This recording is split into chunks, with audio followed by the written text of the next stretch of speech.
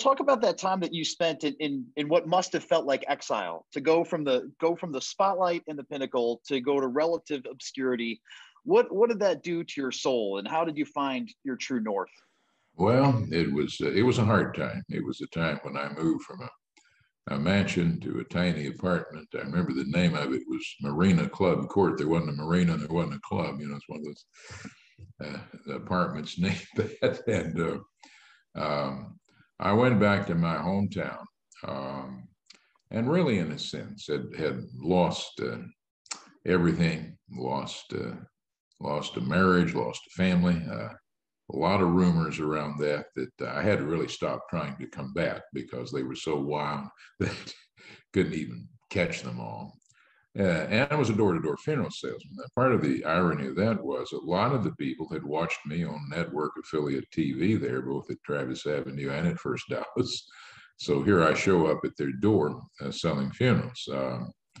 In one sense, it was a sad thing. For some of them, what are you doing? In the other sense, it helped me because they knew me. So I was Rookie of the Year that year for the funeral sales company. It was a dissonant time. We were supposed to go out in the morning and knock on 50 doors, and then get an appointment, come back for 3 or 4 presentations at night. I remember it was a difficult time. Sometimes I wouldn't want to go back out at night, just trying to process everything that had happened to me. It was a huge change to go from being on national television at a huge church to going hiding, really, which is largely what I wanted to do. There's some mythology around me selling funerals. Couldn't I find anything else? So then, once again, I'm not dismissing that as a way of life, but I just wanted to hide, and that was a good way to hide. I just kind of popped out of my apartment, went and did that, and came back. But I will say this, and I said this in a number of retrospects. It was, in another sense, it was one of the best things that ever happened to me. I'd been a hard-driving type A person, moving from degree to degree, from one church to larger, far too quickly. Really, that's one takeaway in my life. Advanced far too quickly because one gift took me, as I say, where others really, the absence of others couldn't keep me. And what it did is get me in touch with humanity. I thought the people in the pews I was preaching to was just like I was, kind of a driven overachiever. And when you hang out with commission-only door-to-door salespeople, it gets you in touch with the struggles of real life where most people live.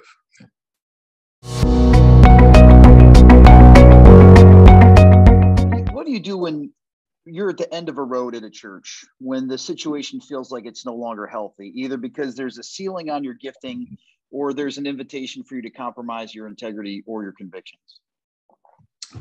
Well, if I look back at that book, and some of my friends, still friends, really took issue with the fact that I did what I did so precipitously. I stood up on Wednesday night, read a 200-something word resignation, and literally walked out. I had good friends of a lifetime said, "Why didn't you talk to us about that?" I was somehow so fogged mentally, I was under the erroneous idea if I would resign First Baptist Dallas Wednesday night, it wouldn't be big news. That was a mistake right there.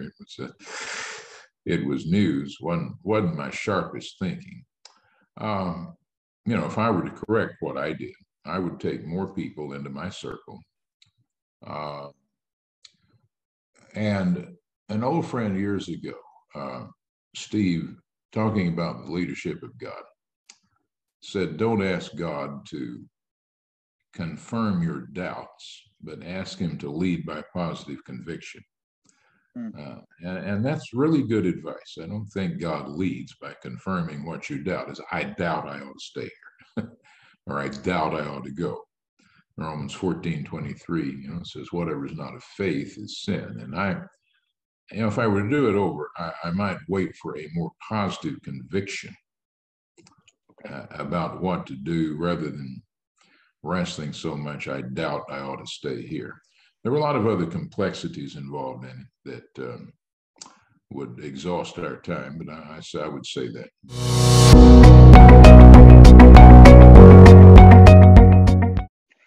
Joel, what do you say to pastors who feel like they're in a season of exile now? Whether they continue to be in the ministry and the ministry that they join no longer feels like home, or maybe because of the pressures of the current cultural moment or financial pressures, they're selling funerals door to door and feel like their call is still haunting them. Right. Well, it sounds almost like page one in religious cliches, but I would wait on the Lord. I dwell a great deal in the book of Psalms, where the psalmist over and over feels surrounded by adversaries. He says, I cry so much, I turn my bed into a river. When I wake up in the morning, you're there. I would wait rather than do something precipitous. And I would seek wise counsel. A great preacher friend of mine and mentor over the years, Reverend Dr. D.L. Lowry here in Texas, talked about getting to a place of neutrality when you're trying to decide on the will of God. I would seek to get there. Here this is in the balances. Get neutral and wait. And typically, when I've made healthy decisions about God's will, there has been some marker event that does look like an open door.